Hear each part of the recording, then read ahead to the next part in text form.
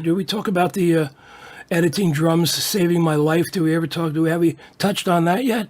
I don't think so. I think I remember that. It was right after the Living Color thing. I think it was like 1988, and I got contacted by Virgin Records to meet with a band called the Muscle Shoal. I flew to London, met with the band, went to a rehearsal. We just talked about what we're going to do. We decided to do 3 songs. Paul came with me.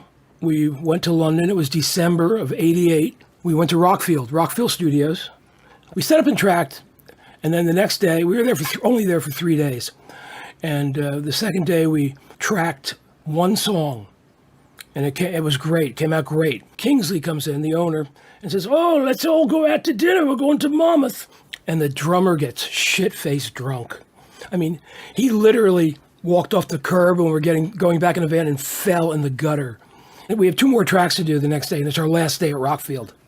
He had that serious hangover, couldn't play for shit. So we cut 2 songs. It took all day. We were scheduled. We had a car waiting. We're packed. We're ready to go. Car's waiting outside. It's 8 o'clock. We're working. We're doing overdubs. We're not finishing. I want to do rough mixes.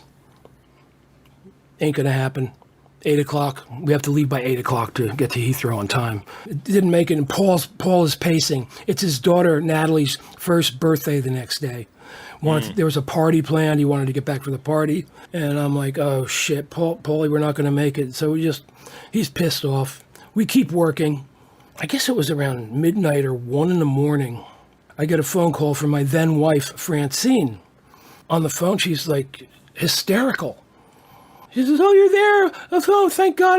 Well, she's crying hysterically.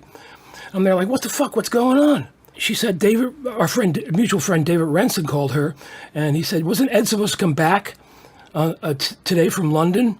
And she says, "Yeah." And he's there. Well, the plane crashed. Oh, God. Wow. God. It was Pan Am 103, the Lockerbie. Wow. The bomb over Lockerbie. Yeah. Oh, God. And we turned on the news, and sure enough, they had it already on the news. It was a shock, and Holy shit. I went and found that drummer and fucking kissed him and hugged him. Oh, because my God. if it wasn't for that drunk fucking drummer, Right, you'd be dead. I'd be dead. And so would Paul. Yeah, because we were supposed to be on that flight.